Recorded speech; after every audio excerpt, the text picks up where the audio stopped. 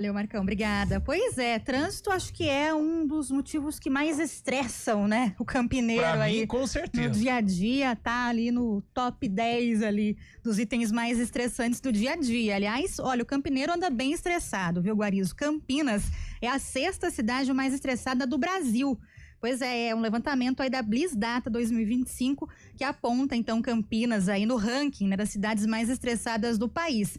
Aí esse estudo analisa várias informações, né, entrevista também as pessoas aí das cidades.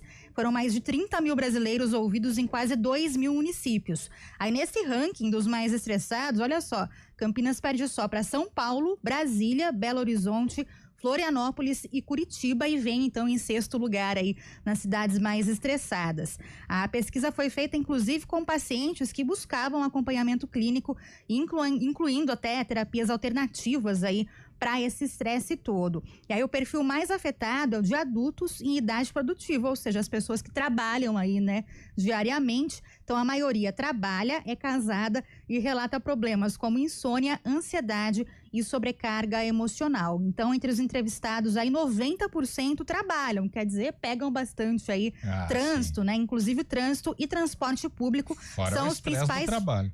Pois é, fora isso, mas tem ainda esse trajeto todo, né? Então, trânsito e transporte público apontado aí pelos entrevistados como os principais fatores de estresse. A gente conversa agora com a professora Rosana Onoco Campos, ela que é também médica, psicanalista e professora do Departamento de Saúde Coletiva da Unicamp, para entender melhor nesse cenário aqui em Campinas. Professora, muito boa tarde, bem-vinda. Oi, boa tarde a vocês, seus ouvintes, muito obrigada pelo convite.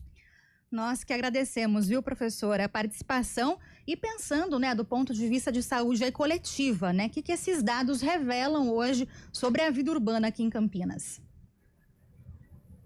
Eu achei o resultado dessa pesquisa muito assustador, assim, no sentido que se você olhar, acho que Campinas é a menor em tamanho, não sei com Florianópolis, mas assim, das cidades apontadas como as mais estressadas, né, onde as pessoas estão mais estressadas.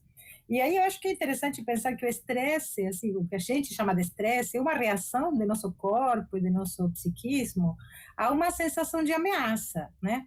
É claro que isso é uma questão que é natural, que vem do ser humano quando vivia na natureza, mas pensemos hoje, a gente fala, né, a selva de cimento, né, da que se transformaram nossas grandes cidades, e o problema do estresse continuado, né, é que ele vai trazer uma série de consequências para a saúde, pode desencadear, enfim, hipertensão arterial, alguns transtornos, enfim, autoimunes, e chama muito a atenção que na pesquisa as pessoas falam muito do transporte e do trânsito, que era o gancho que vocês estavam fazendo, né? E o transporte e o trânsito não são uma fatalidade natural, digamos, não é como um tufão, um ciclone, que a gente não tem condições de melhorar, né? A gente tem política pública para melhorar isso, e eu acho que é muito claro, assim, a gente recebe, né, no nosso departamento, alunos de diversas regiões do Brasil todo ano, e é muito importante, impressionante, quando os meninos que vêm de outras cidades dizem que uma das primeiras coisas que os assusta de ter chegado em Campinas é o transporte público, a dificuldade que é andar em Campinas de transporte público. E paradoxalmente, isso faz que a cidade se enche de carro, porque ninguém quer sofrer tanto no transporte público, quem pode vai com seu próprio carro, e aí entope o trânsito, né? E aí aumenta o barulho, aí aumenta a poluição. Pois é, professora. Mas aí vamos olhar o outro lado da moeda também. Porque, por exemplo, se estressa no ônibus lotado, às vezes uma pessoa não deixou subir no ônibus. A pessoa que está no trânsito, ela tem uma certa pressa de chegar no trabalho, de deixar o filho na escola. Aí tem outra passeando lá pela faixa da esquerda que não está nem aí com ela, né? Então eu queria saber se esse estresse todo não é um problema só de cada indivíduo, mas também um resultado coletivo da maneira como a cidade funciona. Sem dúvida, porque a gente está sendo levado, né, por esse mundo cada vez mais rápido, né, mais vertiginoso, né, a pensar o tempo inteiro que a gente tem que se salvar sozinho, né, que a gente tem que chegar primeiro, e eu acho que ali a questão da educação de trânsito, né, da gentileza no trânsito é muito central, né, um tema muito, muito importante, né. Agora tem um detalhe, né, professora, que é a questão dos adultos, justamente em idade aí de trabalho, né, que mais sofrem com a questão do estresse, né? 90% aí dos estressados, né, que foram entrevistados trabalham. Por que que essa fase da vida, né, a fase produtiva principalmente, ela pesa tanto, né, emocionalmente para contribuir com esse cenário de estresse? Porque essa fase da vida, geralmente, são adultos jovens, muitos deles, assim, têm várias responsabilidades concomitantemente, né? Então, assim, tem filho pequeno, vocês estavam falando, leva para a escola, tem que sustentar a família, tem esse deslocamento do trabalho. O mundo do trabalho, hoje em dia, tem estudos que têm mostrado, assim, que tem se transformado também em uma forte fonte de estresse, né? As condições que cobram uma hiperprodutividade das pessoas, as instabilidades do mercado de trabalho fazem que tudo funcione sob pressão, né? Mas eu queria chamar a atenção a que seria possível, né, produzir algumas transformações que acalmassem todo mundo. Por exemplo, não sei se vocês passaram por nosso campus aqui na Unicamp, mas na Unicamp, por exemplo, a faixa de pedestres é sagrada. Sim. Todo mundo para na faixa de pedestres. E eu fico sempre dizendo assim, se é possível dentro da Unicamp, por que porque passa da chancela ninguém respeita a faixa de pedestres, por exemplo? Estou chamando a atenção com isso, que é uma coisa cultural, né? Que pode ser construída, porque se a Unicamp pode construir uma cultura do respeito ao pedestre, a cidade é capaz de construir isso também. Mas aí tem um outro lado, professora. Por exemplo, a gente estava falando antes de a senhora entrar no ar aqui da Avenida Francisco Glicério, que tem muitos semáforos ali na região central e os pedestres também não respeitam o semáforo dos motoristas, né? Sim. Então acaba sendo de um lado para o outro, porque às vezes tem que dar uma freada em cima de alguém que está passando no momento que o semáforo está aberto para o carro. Então tem muito dessa individualidade, desse individualismo que eu acabei perguntando anteriormente, né? E por isso que a gente poder contar com bons programas educativos seria fundamental e a gente carece muito disso, né? Tanto para o pedestre, tanto para o pessoal que trabalha de moto, por exemplo, a gente entende a pressa, né, e a urgência que o pessoal tem de trabalhar, mas tem feito coisas muito perigosas. Eles atravessam farol fechado, eles batem no espelho dos motoristas. Então, assim, esses são sinais de estresse também, né? Uma pessoa que se expõe dessa forma não está pensando muito nem na própria vida, mal vai pensar na do semelhante, né? Mas eu acho que faz parte de uma educação pública, assim, da educação, inclusive da educação do trânsito, que a cidade poderia propiciar, né?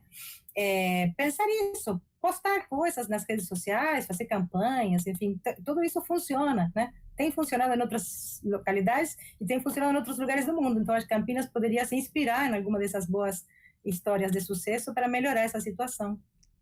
Agora, tem essa questão toda do cotidiano, né, professora, do trânsito, trajeto até o trabalho, o dia a dia ali profissional em si, mas essa pesquisa também fez várias perguntas aí para traçar o perfil, né, dos estressados, e muita gente diz que já acorda, né, cansada, estressada, antes mesmo de enfrentar o dia. O que isso pode trazer para a gente de alerta, né?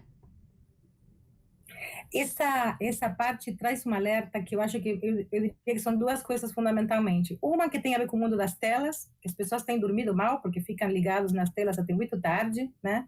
Isso tem alterado e tem trazido muitos transtornos do sono muito leve, que não é um sono reparador. Mas também tem um outro componente que alguns estudos apontam, que é o do barulho da cidade. Nossa cidade está muito barulhenta. Não sei se vocês têm vivido isso, mas, por exemplo, Sim. não se respeitam os limites de som e de horário das obras em construção, por exemplo, né? Então, você acorda às 6 da manhã com alguém que está martelando no seu ouvido. E isso, existem regras e leis para isso tudo. O que a gente não está tendo é uma boa fiscalização que obrigue a respeitar isso. E eu acho que é uma banalização de quão importante é o tema do silêncio. O silêncio é muito importante para a gente poder se recuperar, descansar, parar um pouquinho. Então, esse vertigem do tempo inteiro, velocidade e barulho, é uma espécie de bola de neve que vai aumentando a situação de estresse de todo mundo, aí todo mundo se comporta mais áspero e mais grosseiramente com o outro, e isso, enfim, nos leva a um lugar muito desagradável. Professora, e hoje em dia muita gente vive, né? E essa pesquisa atesta que vive com ansiedade, crise de pânico, tristeza frequente. Quando que isso, né, tá se normalizando, mas também quando isso é um problema de saúde? A gente tem tido, enfim, tanto aqui no Brasil quanto no exterior, mas assim, que depois da pandemia a gente tem tido um aumento, né, de todas essas alterações do humor, do sono.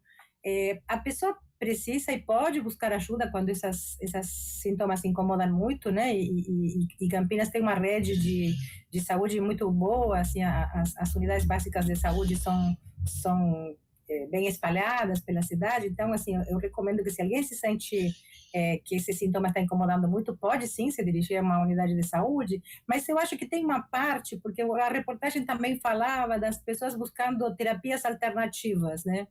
E eu não sei se chamaria de terapias, mas assim, mas acho que a gente tem que pensar em mudanças do estilo de vida quando se sente tão estressado. Então, pensar que tem que fazer pausas em algum momento, tentar fazer o que a gente chama da higiene do sono, né? Então, desligar as coisas um pouco antes, enfim, usar, sei lá, deve ser assim, uma música suave, uma leitura agradável, formas que a gente vai tentando entrar em contato com o nosso próprio corpo para ajudá-lo a ir parando, né, para se preparar para esse descanso reparador da noite. Você está falando, né, professora, da importância e das pausas. E hoje existe até uma cultura de romantizar ali o cansaço, né? Aquela pressão constante, aquele profissional que, nossa, como a pessoa ela trabalha, ela entrega, ela nunca para, né? Então, essa exaustão hoje ela é romantizada e muitas vezes é até confundida com eficiência. Qual que é o risco disso, professora? O risco é exatamente isso que você estava apontando, de viver em uma situação de estresse permanente, e essas pessoas são as que em algum momento têm, enfim, um piripaque, porque o corpo para, né? Quando o nosso psiquismo não é capaz de parar, se dar as próprias pausas, a reparação necessária, o corpo para. Então, a gente sabe hoje, do ritmo de trabalho das pessoas, isto não é culpa das pessoas individualmente, né? A gente vive em um ritmo do mercado de trabalhos, que a gente chama de um ultra-neoliberalismo, que faz da produtividade praticamente que o único valor do trabalho. Quando a gente sabe que o valor do trabalho para uma sociedade é muito mais que a produtividade, né? Produzir coisas boas, por exemplo, é um valor. Produzir coisas que sejam boas para a sociedade é outro valor. Produzir coisas das que eu possa me orgulhar produz valor. Mas a gente tem negligenciado todos esses outros valores em nome exclusivamente da produtividade. Produza muito. Mas muito para quê? Né? Muito de que maneira? Muito sob que condições? Muito com que consequências, né? Para mim, para minha família, para minha comunidade. Pontos importantes aí para a gente refletir, tentar pelo menos, né, introduzir essas pausas necessárias, tentar pelo menos ficar um pouquinho menos estressado que seja, né, Guarizo? A gente sabe que não é fácil, né? Adoraria, no dia a dia, mas importante tentar implementar isso tudo. Muito obrigada, viu, professora, pela sua participação. Rosana Onoco Campos falando conosco, ela que é psicanalista e professora também do Departamento de Saúde Coletiva da Unicamp. Obrigada, viu, Rosana, pelas explicações. Uma ótima tarde. Eu que agradeço. Boa tarde para vocês e os ouvintes. Obrigado. Obrigada. Agora 3:01.